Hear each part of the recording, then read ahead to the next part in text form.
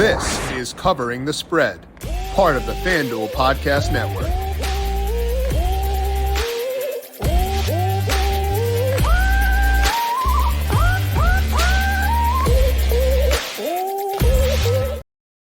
I am going to begin today by saying a sentence I did not think I would say this year. I am excited about the AFC South. It may not be the world's best division yet, with all four teams at 2-2, but I think it's a fun, interesting division with weirdly good quarterback play. We're going to talk about the AFC South from a futures market perspective today, get a read on whether we should be betting anybody right now over at FanDuel Sportsbook. Then we'll talk about other futures across week number 5, and I'll dig into my first look at week 5 and the spreads, money lines, and totals all right here for today. This is Covering the Spread right here on the FanDuel Podcast Network and FanDuel Research. My name is Jim Sonis. I am a managing editor of digital media for FanDuel Research, joined here as I am every Tuesday by Ryan Williams. Check him out on Twitter at RyanAlexander_W. And Ryan, Monday night last night, I'm not sure if you felt the same way, but at a certain point, I started to feel really bad for Daniel Jones.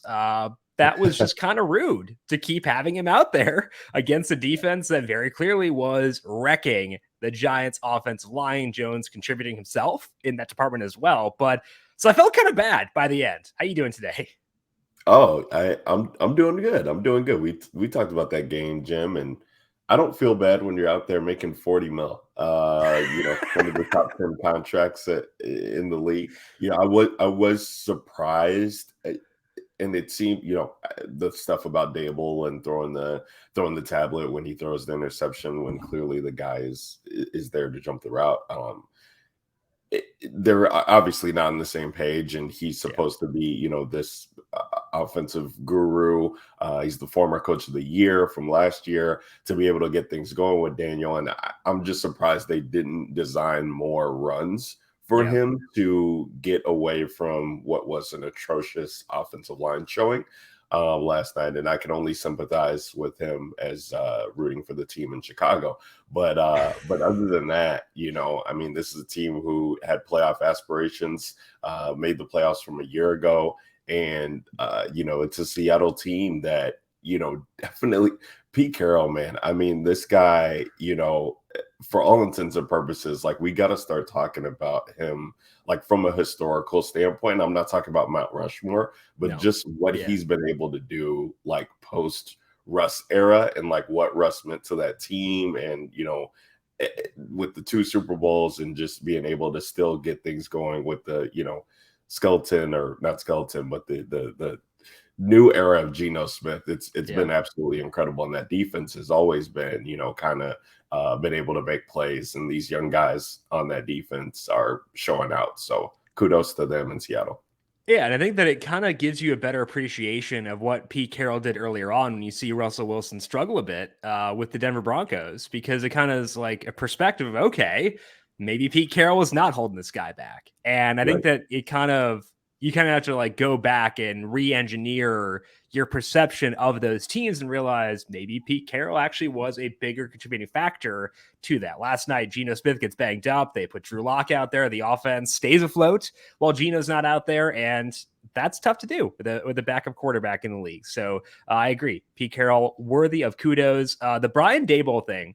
So this is a very weird reason to be happy about this, Ryan. As you know, my Northwestern Wildcats don't have a full-time head coach. Mike Kafka is the Giants offensive coordinator. He is a Northwestern alum. And I assumed after this year he'd be an NFL head coach. But if the Giants offense stinks, maybe Mike Kafka gets the itch to go back to college and coach his alma mater instead. So we're just going to keep that agenda. That agenda's in the back of my mind. It's percolating. It's marinating a little bit. So we're keeping tabs on that at very least. I love it. Always with the storylines, Jim. I beat you to the Geno revenge last night. That's right. But you come on here with your Northwestern alma mater storyline. So I love it. I love where your head's at today. And your guy Drew Lock, that's a quarterback win last night, for Mizzou. So we're both sitting pretty. right now. You mentioned Daniel Jones not getting enough design rush attempts, still at the over on 35.5. You liked that number, 35.5. He almost doubled that. So kudos to you on that call. We're going to dig into the AFC South, talk about the futures market, talk about week number 5, all right here later on today. But first, a reminder to make sure you're subscribed to Covering the Spread wherever you get your podcasts. If you like what you hear, leave us a 5-star rating on Apple Podcasts or over on Spotify. You can also find these podcasts over on the FanDuel YouTube page and FanDuel TV Plus to watch FanDuel TV Plus. Go to FanDuel.com/watch and log in to your FanDuel account, and you can watch Up and Adams live. You can watch us there, etc., etc. And you can also find FanDuel TV Plus on Amazon Fire, Apple TV, or Roku devices. Now let's dig in to the futures market, Ryan, talk about the AFC South, because again, I think this division is fascinating. All 4 teams 2-2 right now. I think they've got 3 pretty good quarterbacks in Trevor Lawrence, Anthony Richardson, CJ Stroud. We won't mention the 4th quarterback in this division, but 3 pretty fun quarterbacks. And right now the Jags plus 150 to win this division. So Ryan, when you look at this one, any value for you in the AFC South market? Yeah, this market actually feels right, Jim, and it's one that we've been talking about pretty much, all season. It was one that I was not high on coming into the season, but by week 2, we could start to see that these teams would be, kind of all in the mix. I mean, you even called out Houston last week, at their number of near 4 digits to win the division. Might have been right there. I think at plus 750, and already having the adjustment at plus 460. I mean, CJ Stroud has been having an absolutely incredible year. D'Amico Ryans is probably the front runner for Coach of the Year right now. I do think that there is still value in the Indianapolis Colts. I just don't know what keeps bringing me back there. They had a tough loss last week against the Rams, but you love the way that this team is playing and rallying behind Anthony Richardson, and we still have no idea what is going to happen with the Jonathan Taylor saga. He's either going to come back and, albeit not having, really, I don't know what he's doing in his offseason workouts, mind you, but, not playing real football for 4 weeks of the season. He's just going to be so much further behind than, all the rest of his peers, so to speak. But I mean, if he is the talent that we think he is and the guy that we think he is, I think he should be able to come back and be a piece here. If not, they're likely moving him. I mean, I don't know. I mean, who knows what Jim Irsay is going to do, but I still think that little caveat there keeps the Indianapolis Colts somewhat in the mix for me for this division. I do think that, Tennessee at plus 190, we love Mike Vrabel and what he's been able to do in his time there with the Tennessee Titans. It just does not seem like Ryan Tannehill is on that same page of wanting to be there with him. And I'm not sure that Levis or Willis is going to, get them over the hump there. I get why they're plus 190. This team has shown a propensity before to kind of be in that mix. Hell, what is it? 2 years ago, they were the number 1 seed in all of the AFC, which is just crazy to think about. But I just am not willing to buy in there yet.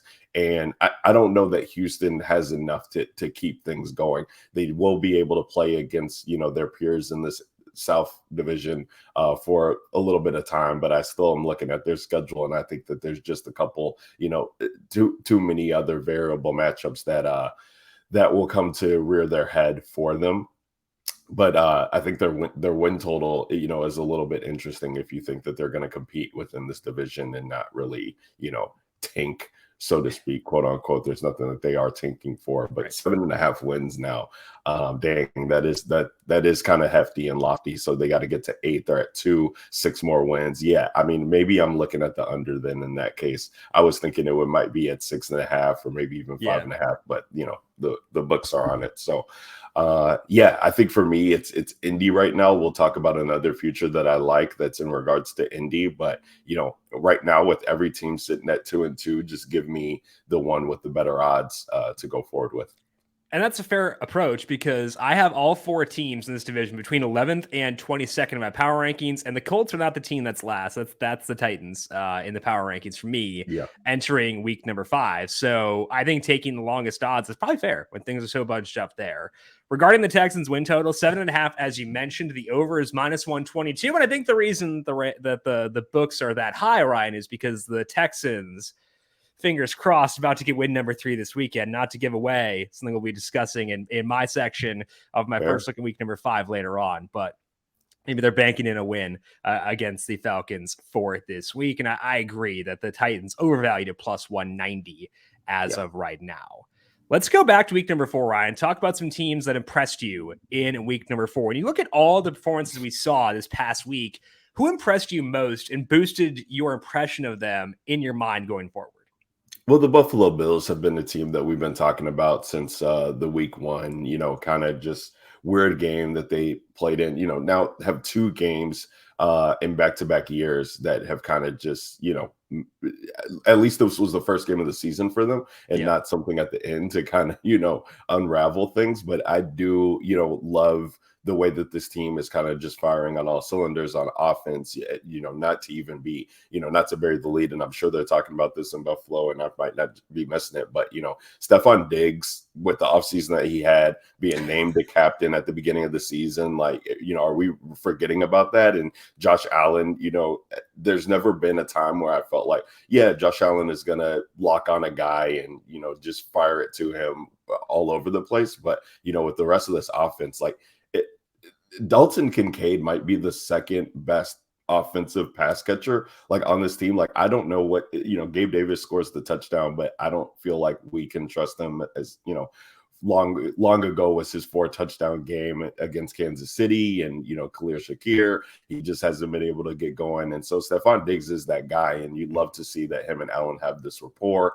I love that they're getting, they take it to Miami. They're going to have more, matchups on their calendar to just show us a little bit more and that they are that team to beat. And you love that they are taking it, 2 teams, 28-point victories or more and 3 straight wins. It's just been an absolute beating. And, this is without a healthy defense on that side. I know Tre'Davious White got banged up this past weekend, so they're hoping to, that it's not too bad. I haven't seen the reports on that. I don't know. It looks like it's an Achilles. Achilles. Okay. So that's a tough loss. And Von Miller's been out as well too.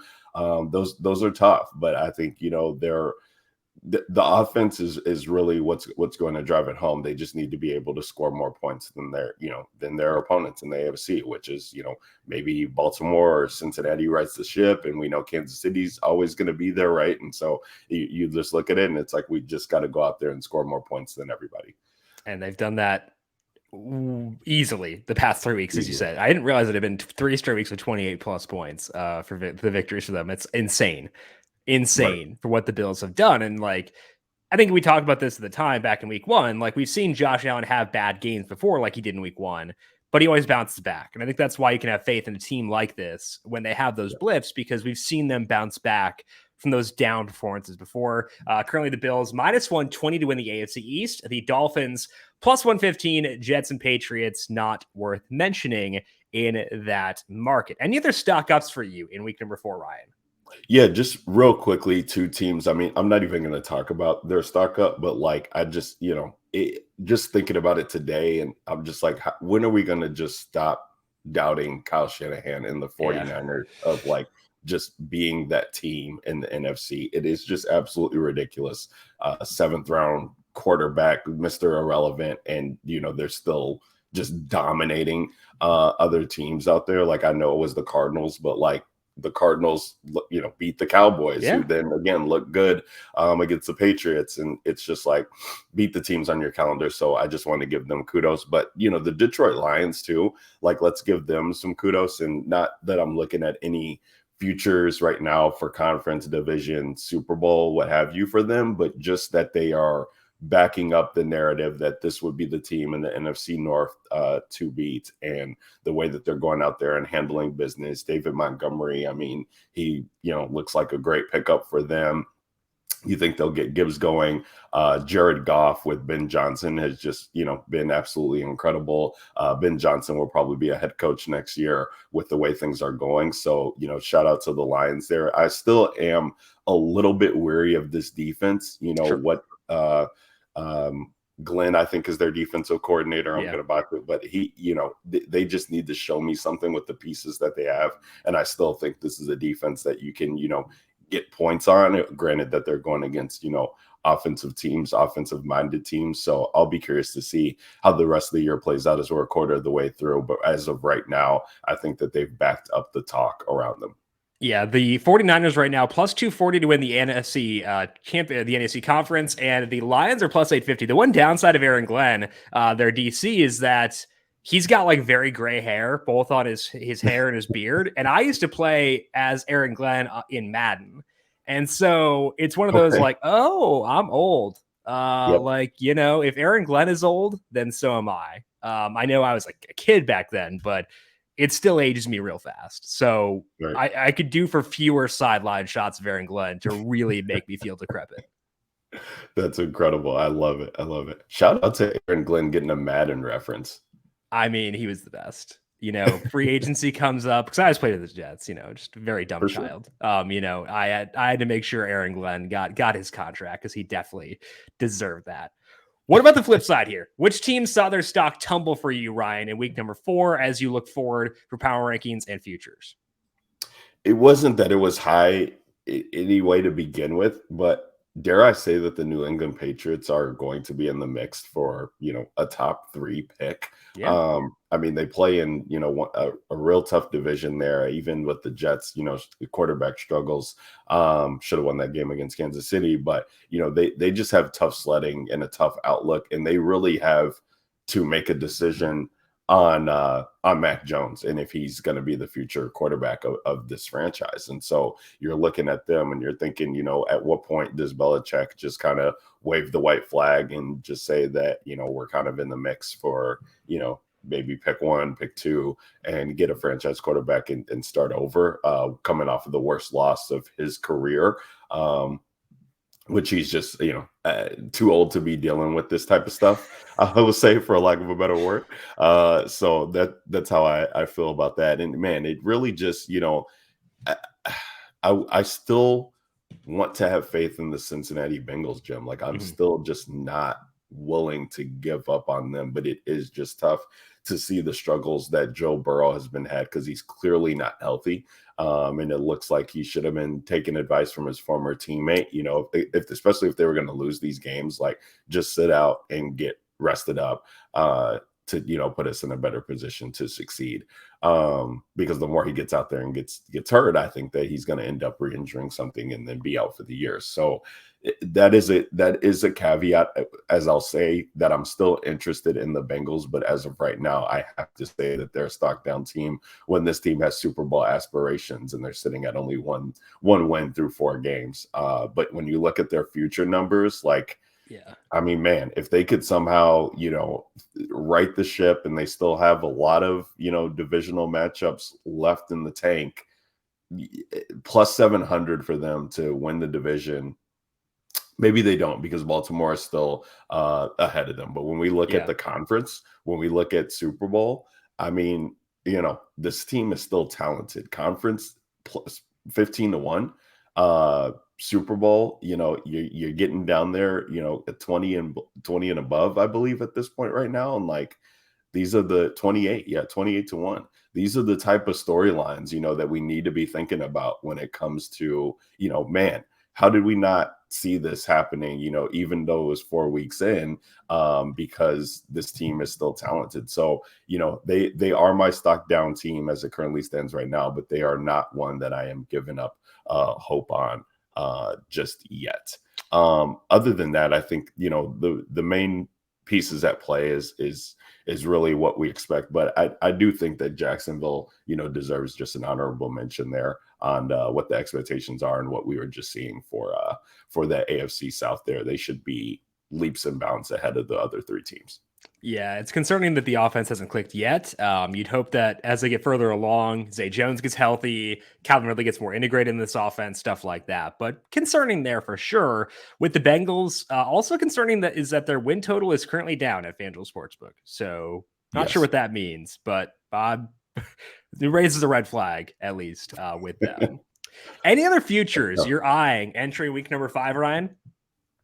Well, we should talk about just one futures market there. We'll pull up the rookies future market, and CJ Stroud seems to have, you know, a pretty good grasp on what this is, but I do think Anthony Richardson coming in at 9-1 for Offensive Rookie of the Year. If he gets this team to the playoffs, over CJ Stroud and, Jonathan Taylor is not looking right or not healthy or not on the team, and it just comes behind what this guy can do, I think that has some interesting merit to it. But I do feel like, even with the magic that Puka's doing, and the year that Devon is having, as the second string running back there, maybe third, Jeff Wilson coming off the IR soon.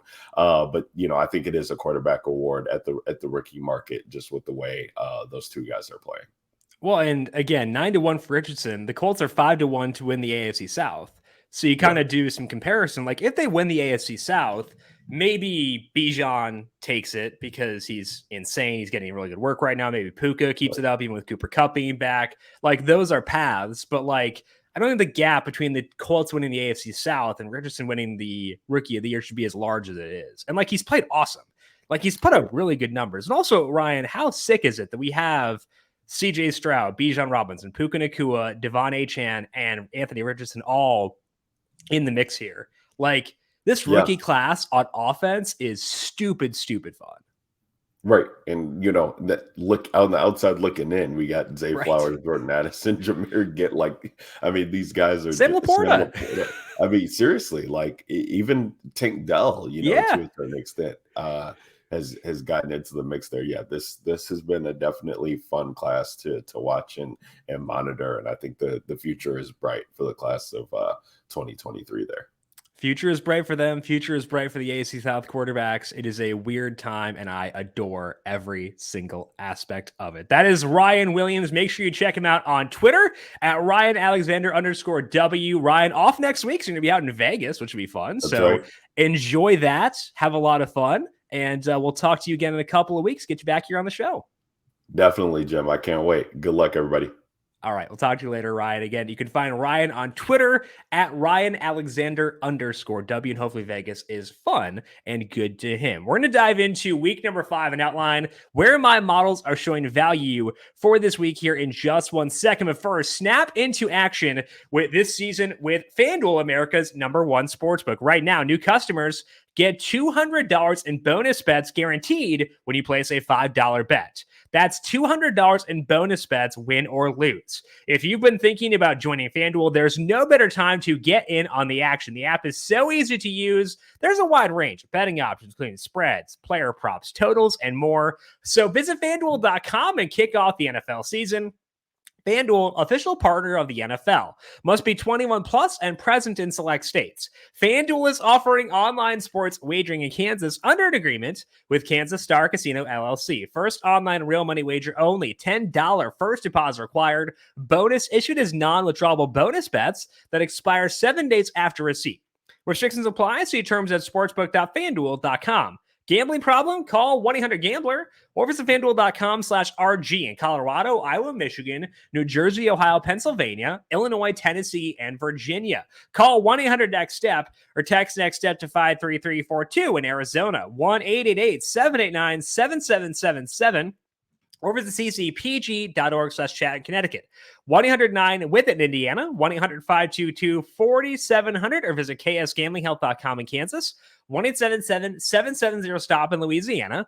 Visit mdgamblinghelp.org in Maryland. 1-800-GAMBLER.net in West Virginia. 1-800-522-4700 in Wyoming. Hope is here. Visit gamblinghelplinema.org or call 800-327-5050 for 24/7 support in Massachusetts, or call 1-877-8-HOPE-NY or text HOPE-NY in New York.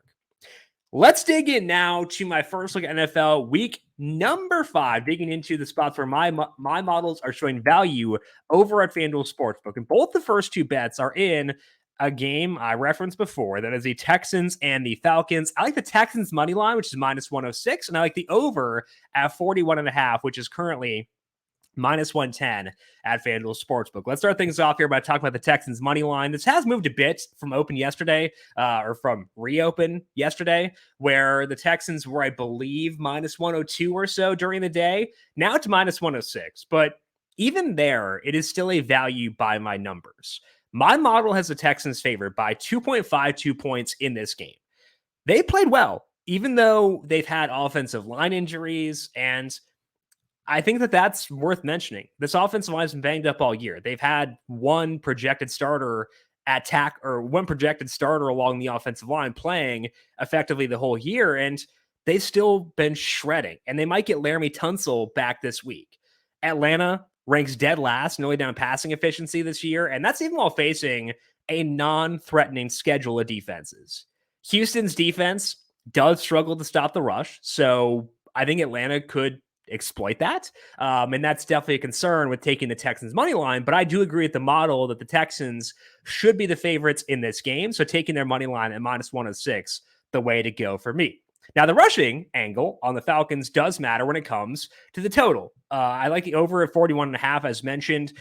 They should be able to move the ball on the ground here. And that's a stylistic match for the Falcons offense. It is also a stylistic match for the Texans offense because Atlanta is getting gashed through the air, and the Texans have been very efficient there. They cannot run the football, but that does not matter against this Falcons defense, who has been pretty solid in that regard.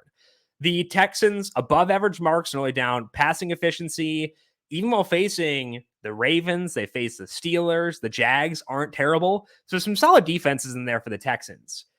I would love for this to be 41 because getting a push or a win on 41 would be very nice, but my model puts this total at 43.9, so I'll happily take the over here and root for some points on Sunday. So within that Texans-Falcons game, I like the Texans minus 106, and I like the over 41.5, which is minus 110.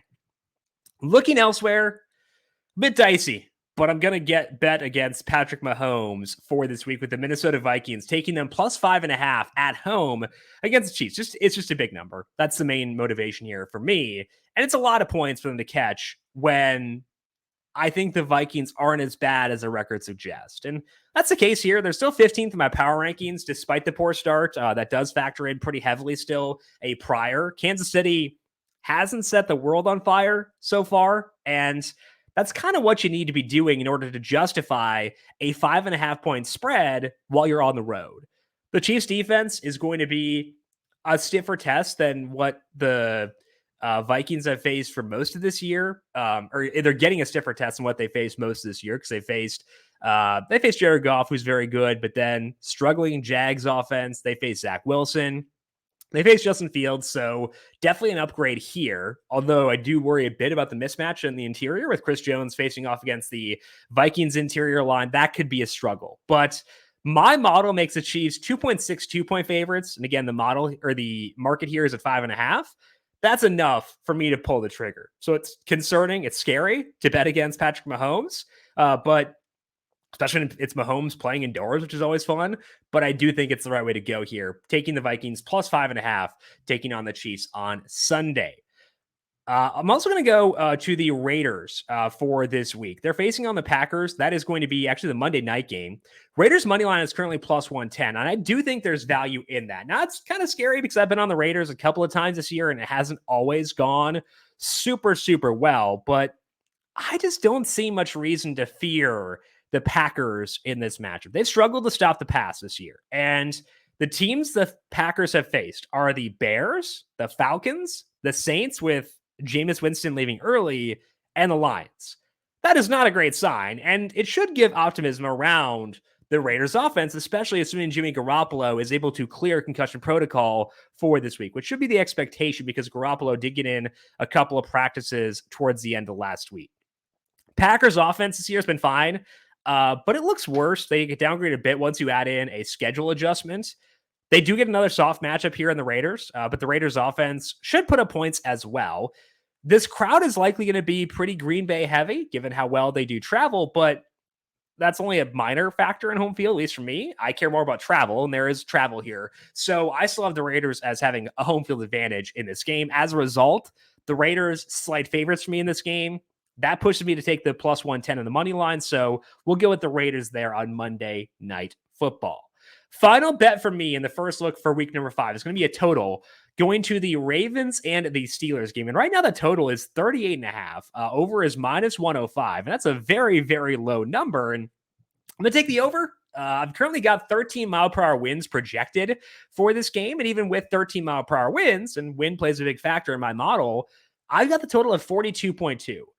So if those wins were to come down even a bit, this would look like even more of a value. Now, I think part of the reason this total is so low is because we'll see Mitchell Trubisky here most likely in place of Kenny Pickett. But if you look at next-gen stats, EPA per dropback numbers last year, Pickett was negative 0.05 and Trubisky was negative 0.06. So very similar numbers there. So it's not an upgrade to go to Trubisky from Pickett, but I also don't view it as being a big downgrade for this offense either.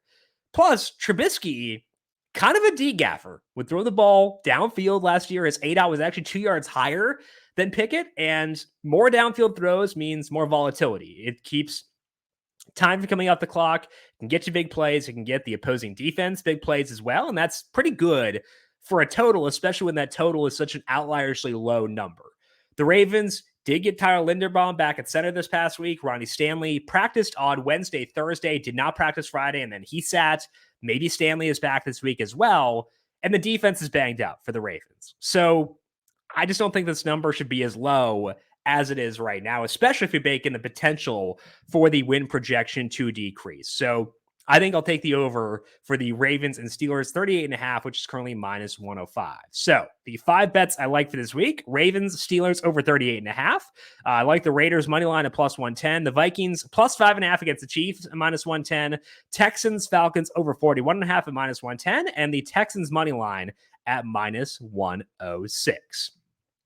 Let's finish up here for today by recapping recommendations from last week here on the show, beginning with Dr. Ed Feng. He was our guest last week to talk college football and the NFL. You can find Ed on Twitter at The Power Rank and check him out at thepowerrank.com. Ed, 2-1 on the college side of things this past week. He liked Kansas plus 16.5 taking on Texas. Texas, it stayed close for most of that game, but Texas did pull away late, and they did cover in that one. The 2 wins were Notre Dame minus 5.5, Michigan, Nebraska over 39.5. The Notre Dame one was great. Maybe they shouldn't have scored that touchdown late. Maybe should have settled for a field goal, but with college kickers, I'm probably taking that touchdown if I can. So I don't think it was a totally wrong decision to score there. They did score. They did get the 2 points, which was a little bit nerve-wracking towards the end as well. But Notre Dame does cover 5.5 against Duke, thanks to the touchdown and the 2-point conversion. Michigan, Nebraska, again, 39.5 for that total. That went over pretty early on, so not a huge sweat there. So good 2-1 week for Ed in college. Ed's NFL bet was the Bengals minus 2.5 against the Titans. The Titans rolled in that game. I agreed with Ed's rationale on that one. Did take the Bengals money line myself as well. But the offense is just lost right now. So it's kind of a situation where you kind of have to adjust down, even though Burrow's playing, where you have to adjust down quite a bit as a result of that calf. We had Ryan on yesterday to talk about Monday Night Football. Again, check out Ryan on Twitter at RyanAlexander_W. For player props, Ryan liked Isaiah Hodgins over 23.5 receiving yards. Hodgins had 3 receptions for 24 yards. So that's an over in that one. Mentioned before that Ryan liked Daniel Jones over 35.5 rushing yards. Jones finished with 66, so easy over there. Ryan liked DK Metcalf over 65.5 receiving yards. Metcalf had a touchdown, but just 34 yards, so that one did go under. Tyler Lockett hit his over for Ryan. Ryan liked that at 52.5. Lockett finished with 54 there, but Lockett went under 4.5 receptions. Ryan liked that one at minus 102. So 3-3 night for Ryan on Monday Night Football. Again, hopefully he has fun in Vegas next week. Tom Vecchio will be with us next Tuesday. We're going to talk opening night in the NHL, and then I'll do my first look at NFL week number 6 on Tuesday. JJ Zachariason is with us to talk about some player props in the NFL. Check him out at lateround.com and find him on Twitter at lateroundqb. And make sure to check out the Late Round Fantasy Football Podcast. Both the yardage bets were hits for JJ. He had Russell Wilson under 250.5 passing yards. He finished with 223. Russ is very efficient in this game, had 3 touchdowns, but there's not a lot of yardage because the Broncos defense did some work, stuff like that. So, that works. That'll work. That's a win for JJ. He also had Christian Kirk over 52.5 receiving yards, and Kirk went over this right away, pretty much. Finished with 84 yards. So 2 for 2 on the yardage bets. Didn't get either touchdown bet. Those were Alexander Madison, even money, and Nelson Aguilar plus 450. But if you scaled those to account for the discrepancy in the odds there, hopefully a profitable week for you in JJ going 2-2.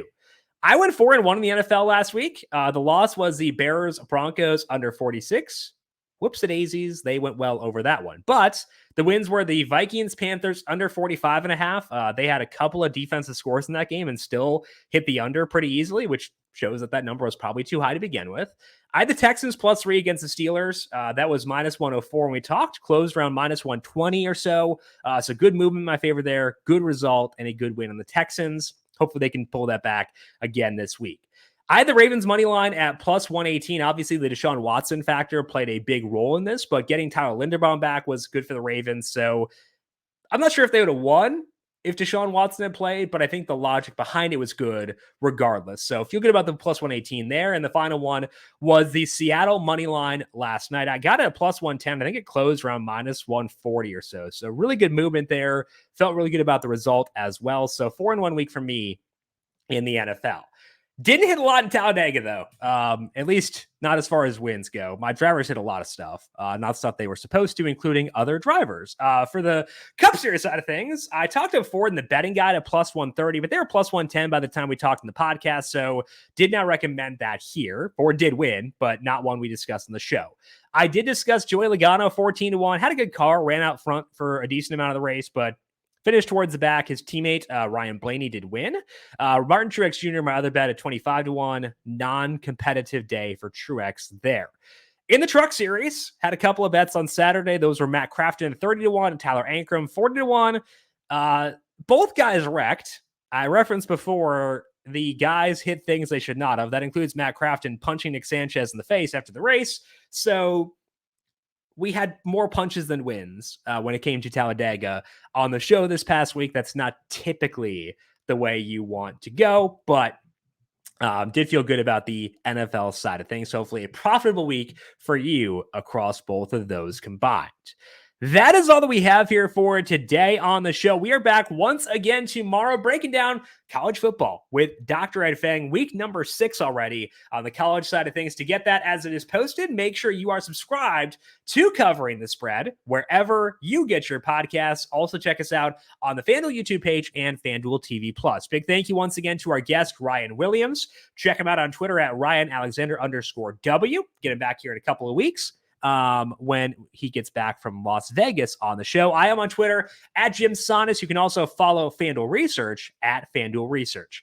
Want to thank you all for tuning in for today. Good luck to you with your bets across the opening day of the MLB playoffs. Let's go Twins. We'll talk to you all once again tomorrow. This has been Covering the Spread right here on the FanDuel Podcast Network.